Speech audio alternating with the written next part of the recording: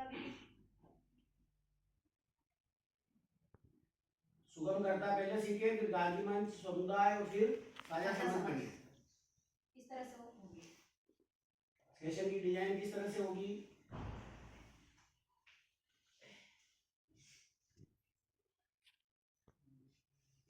जैसे 4 गतिविधियां है गार्गी मंच की, जैसे वो तो अपनी थी बिना मंच, और ये है गार्गी मंच की। खुद को समझे खुद को जाने, कुदरत ने इंसान बनाया, फिर भेदभाव कहाँ से आया, मेरे हक मेरी जिम्मेदारी, आजीविका और सुनहरा भविष्य। अलग अलग थीम है। ये पहले थीम तो जो थी ना, हम बदले संसार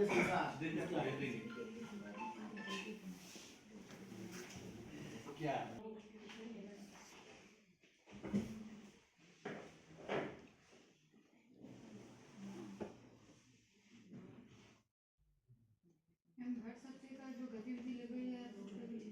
आपके इन चीजों पे भी चर्चा हुई है सारी। बिना मंच का घटक, उद्देश्य, अपेक्षित परिणाम, कार्यप्रणाली, गतिविधियां, कक्षा का विद्यालय समुदाय, वार्षिक कैलेंडर, सहायक सामग्री। इसमें किसी को कोई दिक्कत हो तो बोले। मैं अब आमंत्रित कर रहा हूँ हेमंत जी गांधी साहब। ब्रीफ केवल इतना है कि अगर आप रिपोर्ट रखते हैं तो 1 मिनट में तो मैं इसके लाभ बता रहा हूँ, तो काफी लाभ व्यक्तिगत है। पूरे देश में जहाँ जहाँ जिन राज्यों में चलता है, उन राज्यों के शिक्षकों को राष्ट्रीय और अंतर्राष्ट्रीय स्तर पर जाने के मौके केवल आपके इस रजिस्टर से मिल सकते हैं। भाई साहब, ये प्रयोग राजस्थान में मुश्किल से 3 या 4 शिक्षकों ने किया है। अगर आपका रजिस्टर मेंटेन है, कल से बोलने की इच्छा थी, धन्यवाद भाई साहब मौका दिया। मैम, चित्तौड़ जिले के 3 शिक्षक बहुत जल्दी 2025 में आउट ऑफ इंडिया भी केवल ऐसे रजिस्टर के कारण जाएंगे। अब होता क्या है कि कल इन भाई ने प्रश्न पूछा था सर आपके, तो मैं बहुत ज्यादा सोच रहा था कि को तैयार है केवल उस रजिस्टर के आधार पर। तो आपको जब कभी समय हो, इस तरह का कोई प्रश्न हो इससे रिलेटेड, तो आप पूछना, अपन सदन में चर्चा करेंगे।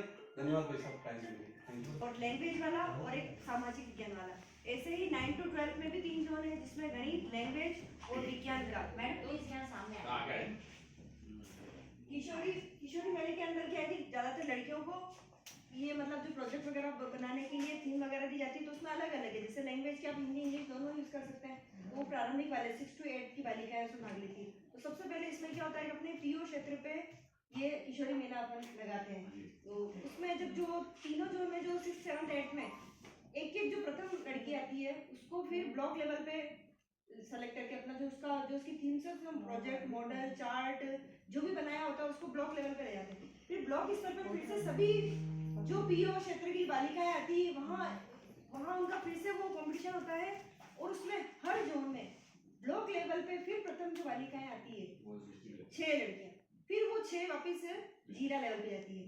और जीरा लेवल पे जो 6 लड़कियां प्रथम आएगी, वो अपनी थीम जीरा लेवल पे थोड़ा बदल भी सकते हैं। तो अपने अपने लैंग्वेज से, विज्ञान मॉडल में, सामाजिक में, पर्यावरण से रिलेटेड लेके कोई भी मॉडल आप तैयार करके उसको राज्य स्तर तक, अभी राज्य स्तर में 24 जनवरी को है, अपने जोधपुर में रखा हुआ है, जिसमें अपने चित्तौड़ से 6 लड़कियों का सिलेक्शन हुआ। उसमें मेरे विद्यालय की काछागिरी स्कूल की पर्यावरण जोन में उसका सिलेक्शन हुआ है, और मैं ही सामाजिक पढ़ाती हूँ। जब इसमें यहाँ ब्लॉक लेवल पे हुआ था, तो मैंने ये ड्रिप इरिगेशन बनवाया था बच्चों से। और फिर जब वहाँ मेरा प्रथम आया, तो किसी ने संशय की स्थिति डाल दी मेरे मन में कि ये विज्ञान में भी आता है, तो हो सकता है आपका जीरा लेवल पे कहीं इसको कर दे। तो फिर मैंने क्या किया, स्मार्ट सिटी मेवाड़ का एक इतना बड़ा प्रोजेक्ट बच्चों ने हमने मिलकर तैयार किया था, और वो अभी राज्य स्तर पे सेलेक्ट हुआ है। और वो लड़की सोलर पैनल वगैरह सारी चीजें लगा के उसको वाईफाई किस तरह से काम लेना है, वाईफाई को कैसे चलाओगे, जिला स्तर तक वही प्रोजेक्ट है, ऐसा कोई आवश्यक नहीं है। हाँ, चेंज तो कर सकते हैं, पर मैंने तो ड्रिप ही मुझे अच्छा लग रहा था, लेकिन फिर ठीक है, संचय की स्थिति आई तो मैंने मॉडल चेंज किया। और फिर मॉडल में इतना अच्छा दिया कि पर्यावरण से रिलेटेड ही हो गया अपना स्मार्ट सिटी। उसमें बिल्कुल मेवाड़ स्मार्ट सिटी का नाम दिया, और अच्छा लड़की ने एक्सप्लेन भी किया था, कलेक्टर साहब आए थे वहाँ पे। तो और अभी वो राज्य स्तर पे जाएगी 24 तारीख को। हिंदी और अंग्रेजी की बात करते हैं, तो हिंदी और अंग्रेजी में क्या टॉपिक ले रहे हैं, या ग्रामर ले लेंगे, या फिर इंग्लिश की कोई ग्रामर ले लेंगे, या हिंदी की ग्रामर ले लेंगे। मगर वहाँ पे 9 to 12 में इंग्लिश और हिंदी की ग्रामर नहीं लेके दस्तावेजों पर समझ होनी चाहिए। कोई दस्तावेज, जैसे हमारे कितने भी जो भी योजनाएं चल रही हैं हमारे गवर्नमेंट में, उन योजनाओं पे जो समझ है समझकर कोई प्रोजेक्ट बनाना है, ना कि कोई अरे एजुकेशन से संबंधित योजनाएं हाँ एजुकेशन से संबंधित योजनाएं जो चल रही है। बालिका शिक्षा पे है हाँ, हाँ। या कोई ऐसी अपने डिजिटल है जी। जो इसमें कुछ सुविधा मिल रही है गवर्नमेंट वाली है, तो वो दस्तावेज की समझ वो 9 to 12 में हिंदी और इंग्लिश का कोई टॉपिक नहीं लेना, वो यहाँ आके वो चीज हाँ, फिर कट जाती है। क्योंकि ऐसा ही हुआ था कि जब 9 to 12 में जो लड़कियों ने जैसे प्रोजेक्ट बनाया तो उन्होंने प्रीपोजिशन ले ली, वो ले ली, तो फिर आपको इसमें दस्तावेजों पर समझ होनी चाहिए, कोई से भी लैंग्वेज यूज कर सकते हैं पर आपको दस्तावेज पर समझ होनी चाहिए, वो दस्तावेज वाला प्रोजेक्ट बनाना। और जहाँ स्टेट पर आपका चयन हुआ है, डिस्ट्रिक्ट पर चयन हुआ है, तो ये विशेष रूप से ध्यान रखें, ये प्रक्रिया है ये आपको फॉलो करनी पड़ेगी, ले जा रहे हैं और नहीं हुआ तो वहाँ पर रिजेक्ट कर देंगे। अब जैसे गणित आपको एक तो डॉक्यूमेंटेशन बना के डॉक्यूमेंट पूरा बना के देना पड़ेगा और दूसरा 5 मिनट का वीडियो बनाकर देना होगा जिसमें वो बच्ची प्रस्तुतिकरण करे उस मॉडल का। ये वीडियो भी आपको परिषद कार्यालय में जमा कराना पड़ेगा, सीडी बना के ले जाना मैडम वीडियो की। उसी तरह से गणित विज्ञान में स्कॉलरशिप और जो योजनाएं हैं वो साइंस और मैथ्स में जैसे उसका प्रयोग होता है, तो वो चीजें होगी ना कि उस किसी टॉपिक से रिलेटेड ये होगी, इनका प्रयोग करना है। एक विद्यालय से कितनी बालिकाएं पार्टिसिपेट कर सकती हैं? एक थीम में एक एक दिन में एक। हाँ जैसे 6 to 8 में पार्टिसिपेट अगर अपने विद्यालय स्तर पे होगा पहले तो बहुत से करो हमारे अगर 4 बच्चे भी प्रयोग में ले रही है, 4 बच्चे भी भाग ले रही है, कोई बात नहीं। जैसे 4 बालिकाएं भाग ले रही है उसमें 2 बालिकाएं एक थीम पे काम कर सकती है, मतलब रात में हिंदी और अंग्रेजी पे काम कर हाँ सकती कर है। सकते हैं। हाँ बालिकाएं दो और ये है कि पीओ स्तर पे वो कट जाएगी, कट जाएगी, जो बेस्ट होगी वो पीओ स्तर पे जाएगी। नहीं इनका मतलब है एक टीम के अंदर 2 बालिकाएं भाग ले सकती ले है। सकती है, अपने विद्यालय में ले सकती हाँ है, ले सकती है, अपने विद्यालय में ले अपने सकती है। विद्यालय में ले सकती है। और अपने विद्यालय में जब बच्चे पीयू पे जाएगी तो फिर उसमें से किसी एक लड़की का ही सिलेक्शन होगा, पर मतलब उनको मौका तो सभी को नहीं देना है। इनका मतलब फिर भी हम समझ लो बिल्कुल मैं एक टीम में आपको सिलेक्ट हो गई हाँ उस टीम के साथ फर्स्ट आई एक टीम हाँ उसके साथ 2 लड़के जा सकती क्या? नहीं नहीं, क्योंकि जब प्रेजेंटेशन होगा ना तो वो एक लड़की एक ही है। करेगी, ये बात करता हूँ। हाँ। प्रेजेंटेशन में करें पार्टिसिपेंट्स की बात कर रहा था, अभी पार्टिसिपेट तो कर ही सकते कर ही हैं। सकती है, फिर आगे चूज रिजल्ट क्या होता है? सर एक जैसे मैंने ब्लॉग पर तो 2 लड़कियों को भेजा था क्योंकि अकेली लड़की की हिम्मत नहीं कर पा रही थी, तो हाँ। मैंने पीओ पे भी 2 को भेजा था अच्छा और दोनों का नाम से सर्टिफिकेट आया। फिर ऑफिस ब्लॉग पे भी 2 को भेजा था क्योंकि वो एक अकेली थोड़ा सा वो नर्वस हो रही थी। अच्छा फिर ब्लॉग के बाद भी उसको जीने पर भी वहाँ ले गई उन दोनों लड़कियों नहीं, को। तो और दोनों सर्टिफिकेट में एक ही एक को आया ही है, मिलेगा, तो वो आगे लड़की बढ़ेगी। की थोड़ी हिम्मत रहेगी वो एक साथ हाँ। रहेगी। अब राज्य स्तर पे है कि भाई वो अकेली है, अकेली ही तो है। अपन 2 का साथ पर हम हमारे विद्यालय स्तर पर पीयू स्तर पर और ब्लॉक स्तर पे फिर भी करें, पर फिर आगे जाके फिर उसको वो कटेगी। मैंने एक थीम ली थी टॉयलेट, स्कूल टॉयलेट बहुत अच्छा बनाया था मॉडल उसने, उसके अंदर समस्त सुविधाएं थी। लगता है कि रिएक्शन जो है वो 1-2 लोग आपको कुछ आकर भी कहे तो आप उस विद्यालय व्यवस्था के नियमों का हवाला दे दें और आप अपना बचाव करें, लेकिन व्यवस्थाओं को लागू करें और लागू कर लोगे तो इसमें ज्यादा आपको मेहनत मशक्कत करने की जरूरत नहीं है। ये शिक्षण की अप्रोच बन जाएगी और इस शिक्षण की अप्रोच से समाज में बदलाव धीरे धीरे आना शुरू हो जाएगा, क्योंकि सोशल चेंज जो है वो केवल 2 तरीकों से होता है। सामाजिक परिवर्तन के 2 ही तरीके हैं। सोशियोलॉजी भी किसी ने पढ़ी है तो मेरा तो सब्जेक्ट नहीं रहा है, लेकिन 8331 चलते फिरते पढ़ा है मैंने तो सोशियोलॉजी। सामाजिक परिवर्तन जब भी आता है 2 तरीकों से आता है, या तो आता है थ्रू टू द एजुकेशन या आता है थ्रू टू द रिवोल्यूशन। क्रांति के माध्यम से आता है या शिक्षा के माध्यम से आता है, और क्रांति की संभावना कहीं दूर दूर तक दिखाई नहीं देती है, तो जरिया क्या है? शिक्षा, और ये सबसे अच्छा भी है। इसलिए इन चीजों को समझे और देखें। गुणवत्तापूर्ण शिक्षा पहुंचना बच्चे का मानव अधिकार है, और इसके लिए जेंडर रेस्पॉन्सिव शिक्षण की हमें जरूरत है।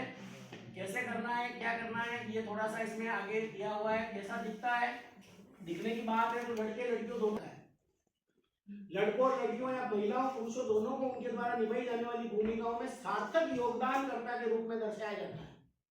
ये अप्रोच है। इस अप्रोच से हम आगे बढ़ते हैं तो स्कूल में जेंडर रेस्पॉन्सिव टीचिंग करवा सकते हैं। इसको अभ्यास को लागू करने के लिए क्या क्या काम करें, ये कक्षा की व्यवस्था और प्रबंधन। आज जैसे यहाँ पे भी मैं बात करूं तो पुरुषों की रो अलग है, महिलाओं की रो अलग है, ठीक है ना, जबकि क्लासरूम टीचिंग में सारे बच्चे हैं। वो तो बड़े बच्चों में बात अलग होती है, लेकिन छोटे बच्चों में 8th क्लास तक के बच्चों में हम कॉमन बैठाएं ताकि उनकी आपस की जो चर्चाएं होती है, आज लड़की लड़की से चर्चा करेगी तो दोनों के विचार केवल लड़कियों जैसे विचार ही होंगे, लेकिन लड़का और लड़की दोनों साथ में बैठेंगे, साथ में चर्चा करेंगे तो उनके दोनों के विचार कहीं कहीं टकराएंगे भी तो वो निकल कर आएंगे। यही को एजुकेशन में जरूरी ये को एजुकेशन में बहुत जरूरी है। तो कक्षा प्रबंधन की जो है ना, ये सबसे मुख्य रोल अदा करता है। आज जैसे कई बार होता है झाड़ू निकालने के बाद लड़कों को जब कहते हैं तो कहते हैं तो सब लड़कियों का काम है, करिए लड़कियां। वो भी क्या है, लड़कियों पे थोपते हैं। 8वीं क्लास के लड़कियों को यदि बात कहिए तो वो कहेंगे 6वीं क्लास की लड़कियों को छोड़ी तरह। ये चीजें क्या है, क्या सर 9 10 11 तो बच्चों बैठा सकते हैं सर? मैंने फिर कहा है 8 तक यदि ये चीज आ जाएगी तो 9 10 को करने में ज्यादा बात नहीं है। हमने सुनिए एक सामग्री पाठ छवियों के बारे में बात करें। व्यक्तिगत रूप से 20 मिनट में चेक लिस्ट है, चेक लिस्ट अभी बताऊंगा मैं आपको, मैंने ग्रुप में भी डाली है। उस चेक लिस्ट के आधार पर आप चेक करें कि आपकी क्लास वास्तव में जेंडर रेस्पॉन्सिव है या नहीं। चेक लिस्ट में आप देखेंगे टिक लगाते चले आगे, क्लियर हो जाएगा सारा। Classroom setup, classroom management, teaching, शिक्षण सामग्री, मौखिक और गैर मौखिक भाषा। कई बार मौखिक भाषा भी काम करती है, कई बार गैर मौखिक भाषा भी बच्चों के बीच में इस तरह की चीजें कर लेती है। चलते चलते हम कई बार बातें बातों में ऐसी बातें बोल जाते हैं जो बदलाव लाने के लिए सार्थक हो जाती है। कई बार हम ऐसी बातें भी कर जाते हैं जो भेदभाव को बढ़ावा देने वाली भी हो जाती है। इसलिए शिक्षक को हमेशा अपनी भाषा पर विशेष रूप से ध्यान रखने की जरूरत होती है। मैं क्या बोलूं जिससे मेरे बोलने का क्या प्रभाव पड़ेगा। एक अवधारणा चलती थी जब हम पढ़ते थे, भाग कराते थे, भाग 2 की सुनी, है ना, और आगे बढ़ते थे। आज भी वो चल रही है, चल रही होगी सर, लेकिन उसका क्या प्रभाव है। बाकी की बात करते हैं, घटाना सिखाते हैं तो घटाना सिखाते समय हम एक चीज करते थे, उधार लेना। इकाई में अंक कम था, भाई से उधार लेना। अरे उधार ले लिया तो फिर चुकाया कहाँ, चुकाया नहीं तो फिर बेईमानी तो आप वहीं से सिखा रहे हो। बच्चा बेईमानी तो वहीं से सीख रहा है। तो यहाँ कुछ शब्दों का चयन करने में हमें बहुत ध्यान रखने की जरूरत होती है। अप्रोच किस अप्रोच है, ये हम क्यों करते हैं, हम इसलिए करते हैं क्योंकि हमें केवल पैटर्न पकड़ाना बच्चे को, बाकी में हम पैटर्न पकड़ाना चाहते हैं। इसलिए हम कह देते हैं पड़ोस वाले का इधर से इधर लिया और ये बढ़ा के बाकी निकाल दी। आपको केवल पैटर्न पकड़ाने के लिए बच्चे की समझ बनी नहीं बनी उसका कोई लेना देना नहीं रहा, वहां पर पैटर्न नहीं पकड़ाना है। बच्चे को अच्छे से यदि समझाते हैं तो वो अप्रोच पूरी काम में आती है। तो जेंडर रेस्पॉन्सिव अप्रोच का मतलब ये है कि हम बच्चे को केवल पैटर्न नहीं पकड़ाएं, बच्चे की समझ भी हम पूरी तरह से विकसित करते हुए आगे बढ़े।